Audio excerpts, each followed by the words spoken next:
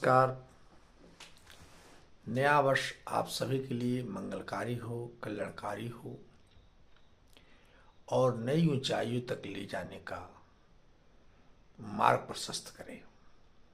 मित्रों, मैं सुनील मिश्रा आपके अपने चैनल कुंडली की आय में एक बार हार्दिक अभिनंदन करता हूं तथा वार्षिक राशिफल 2026 में किसके भाग्य में क्या अंकित है, कैसा रहेगा आपका जीवन, कैसा होगा सफलता और क्या मिलेगी कष्ट, इन्हीं सभी विषयों के लिए राशिफल के गोचर के बारे में हम लोग परिचर्चा करते चले आ रहे हैं। और आज आपके अपने चैनल में हम लोग तुला राशि वालों के बारे में जानेंगे, चूंकि इसके पहले मेरे द्वारा मेष राशि से लेकर कन्या राशि तक राशि के बारे में चर्चा किया जा चुका है। जो वीडियो मेरे इस चैनल पर अवेलेबल है, आप उससे जान सकते हैं। आज हम लोग तुला राशि के बारे में जानेंगे कि वर्ष 2026 क्या लेकर आने वाला है तुला राशि के वालों के लिए, कि अगर कोई समस्या है तो उसका निदान कैसे होगा। इन्हीं सब विषयों पे हम लोग आवें, इसके पहले मैं आप सभी से एक नम्र निवेदन करता हूं कि यदि आप मेरे इस चैनल को अभी तक सब्सक्राइब नहीं किया है तो कृपया सब्सक्राइब कर दें तथा वीडियो को अंत देखकर लाभ उठाएं। मित्रों, तुला राशि ऐसी राशि जो वैभव, धन, विलासिता, भौतिक सुख और वैवाहिक सुख और ऐश्वर्य के दाता है, जिनके स्वामी शुक्र होते हैं, जो लग्जरी लाइफ के लिए चर्चा जिनकी रहती है, जिन्हें गंदगी थोड़ी भी बर्दाश्त नहीं है। यानी तुला राशि वालों का जीवन साफ सुथरा और कोमल माना गया है। तो इनका 1 जनवरी 2026 में गोचर की स्थिति देखें तो पाएंगे कि जनवरी ये साल की शुरुआत में ही आपके तीसरे भाव में शुक्र, सूर्य, मंगल और बुध, ये 4 राशियां विराजमान हैं।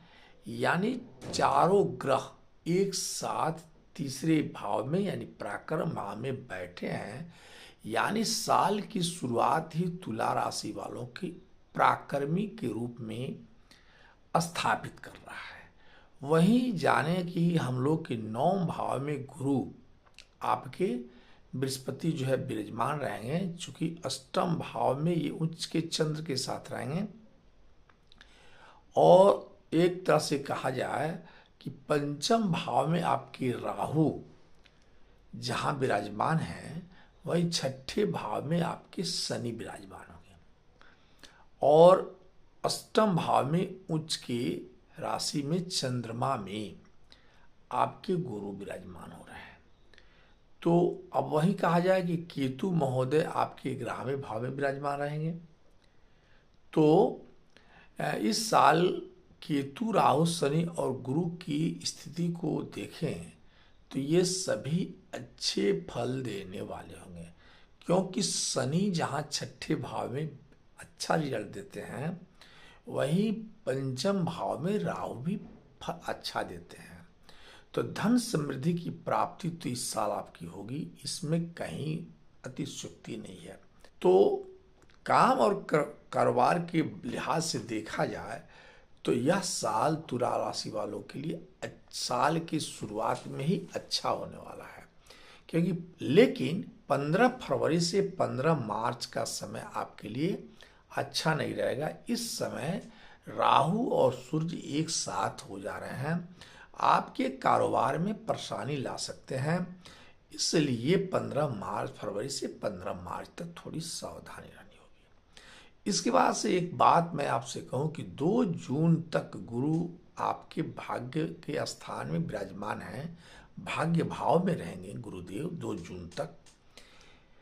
और 2 जून के बाद ये आपके कर्म भाव में चले जाएंगे। यानी 9 भाव में बैठे हुए गुरु अपने आप में बेहतरीन माने गए हैं और यहाँ से बैठकर के इनकी पंचम दृष्टि आपके लग्न भाव पर पड़ेगी और एक सप्तम दृष्टि आपके पराक्रम भाव पे पड़ेगी, वहीं नवम दृष्टि आपके पंचम भाव पर पड़ेगी। तो ये साल आपके लिए व्यापार की दृष्टि से तो अच्छा रहेगा ही, धन लाभ के लिए भी अच्छा माना गया है। और वही बात करें हम लोग कि जिन्हें जो लोग इस साल कथावाचक, शिक्षक या दार्शनिक के रूप में हैं, उन्हें नवम भाव में बैठा हुआ गुरु ज़्यादा लाभ देगा। अब हम लोग ये जानें कि तुला राशि वालों के लिए आर्थिक स्थिति कैसी रहेगी। तो साल आपके यह साल जो है आपको कोई प्रॉपर्टी या वाहन दिलाने वाला होगा। निश्चित रूप से शनि देव आपके छठे भाव में विराजमान होकर आपकी इच्छा की पूर्ति करेंगे, इसमें कहीं दो मत नहीं है। जिन लोगों ने पर शनि और शुक्र और गुरु की महादशा चल रही है, जिनकी कुंडली में देखिए, एक बात जाने कि गोचर की स्थिति के अलावा आपको अपने कुंडली की महादशा को भी देखनी चाहिए। तो जिनके कुंडली में शनि, शुक्र और गुरु की महादशा चल रही है, उनके लिए इस साल बेहतरीन समय गुजरेगा। तुला राशि वालों के लिए आपके सभी भौतिक सुख की प्राप्ति निश्चित रूप से होगी, बशर्ते आपको अपने इच्छा शक्ति को बढ़ाना होगा। हम कह सकते हैं कि आर्थिक स्थिति के से देखा जाए तो ये आपके लिए अच्छा रहने वाला है, इसमें कहीं दिक्कत नहीं है। जो लोग कला, संगीत, धर्म, खेल, अभिनय और फैशन के क्षेत्र में हैं, जुड़े हैं, उनके लिए भी यह साल अच्छा रहने वाला है। 15 फरवरी से 15 मार्च तक मैं पुनः एक बार कहूँगा कि कोई डील न करें, और 18 सितंबर से 12 नवंबर तक कोई निवेश या डील न करें। ये दो समय आप याद कर लें, 15 फरवरी से 15 मार्च, 18 सितंबर से 12 नवंबर, यह समय आपके लिए अच्छा रहने वाला नहीं है। कैरियर के बाद हम लोग शिक्षा की बात करें तो छात्रों के लिए समय अच्छा जाने वाला है यह साल, क्योंकि 2 जून तक गुरु आपके भाग्य स्थान में रहेंगे, जो उच्च शिक्षा के बारे में स्थान कहा गया है। तो यहाँ नवम दृष्टि इनकी पंचम भाव पर पड़ेगी, विद्या के भाव पर पड़ेगी, इसलिए भी ये कहा जाए। और 2 जून के बाद ये आपके कर्म भाव में चले जाएंगे, दसम भाव में चले जाएंगे। तो अपने आप इस साल ये कहा जाए। और शनि देव की जहाँ देखें तो शनि देव की दृष्टि 12वें भाव पर है, तो जो लोग विदेश में जाना चाहते हैं उनके लिए भी लाभप्रद है, जो उच्च शिक्षा लेना चाहते हैं उनके लिए भी लाभप्रद यह साल होगा। और ये कह सकते हैं कि जो लोग विदेश में जाकर कारोबार करना चाहते हैं उसके लिए भी अच्छा साल अच्छा रहने वाला है। अब तुला राशि वालों के वैवाहिक जीवन को देखा जाए तो वैवाहिक जीवन में यदि रिलेशनशिप में आप रहते हैं, यह साल आपके लिए अच्छा होगा। जिनकी शादी नहीं हो रही है, यह साल आपके लिए अच्छा रहने वाला है, क्योंकि मैरिज 7 हाउस से देखा जाता है और यह साल आपके विवाह के लिए योग बन रहा है 7 हाउस से। कहा जाए पंचम भाव में राहु बैठे तो हैं, तो जो प्रेमी हैं, प्रेम संबंध है, उनके साथ थोड़ी सी गलतफहमी हो सकती है। लेकिन तीसरे भाव में बैठे हुए ग्रह आपके लिए लाभप्रद दिखते हुए प्रतीत होते हैं। ऐसा माने कि यह साल आपके लिए शादी करने वालों के लिए अच्छा रहेगा। प्रेम संबंध वाले हैं, उन्हें थोड़ी सी सावधानी बरतनी होगी।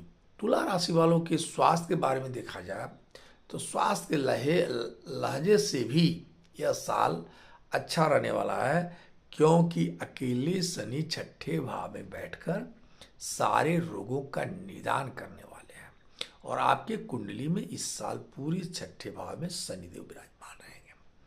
वहीं 9 भाव में ये कहा जाए कि सेहत के मामले में गुरु भी आपके 9 भाव में बैठ करके आपके लग्न भाव को दिख रहे हैं, यह भी आपके लिए अच्छा रहने वाला है। तो इस तरह से कहा कि राहु ग्रह आपके गुरु गोचर कुंडली में पंचम भाव में स्थित है, इसलिए आपको थोड़ा सा सब कुछ के बावजूद पेट से संबंधित परेशानियां हो सकती हैं, और इसलिए थोड़ा खान पान पर भी ध्यान देना होगा। फैट से संबंधित समस्या उत्पन्न हो सकता है, उससे संबंधित परेशानियों का निदान करने की आवश्यकता है या सावधान रहने की आवश्यकता है। अब हमें जानें कि अगर किसी कारण से तुला राशि वालों के लिए, जिनकी स्वामी शुक्र हैं, किसी कारण से परेशानी आ रही है तो क्या करें उपाय। इसके लिए आप, अच्छा एक और चीज है, 15 फरवरी से 15 मार्च का समय भी अच्छा तो नहीं रहने वाला है, उसके लिए भी तो उपाय के बारे में जानना होगा। तो इसके लिए हमें इस साल ये कह सकते हैं कि आप सूर्य के मंत्रों की जाप जरूर करें, पहली बात। और चूंकि मंगल ग्रह कर्म भाव पर नीच के हो रहे हैं ना, इसलिए भी हनुमान चालीसा को पढ़ना चाहिए आप इस साल भर। तुला राशि वालों के लिए अपना ग्रह है कौन, शुक्रदेव। शुक्र लक्ष्मी के कारक हैं, इसलिए लक्ष्मी का पूजन करना होगा। और ऐसे कहा जाए तो लक्ष्मी के पूजन से आपकी सफलता मिलेगी निश्चित रूप से। अगर आप अपनी कुंडली दिखा लें, अगर आपकी कुंडली में शनिदेव योग कारक हैं तो नीलम को धारण करें, यह साल आपके लिए बेहतरीन जाएगा। फिर मिलते हैं नेक्स्ट वीडियो में, तब तक के लिए नमस्कार।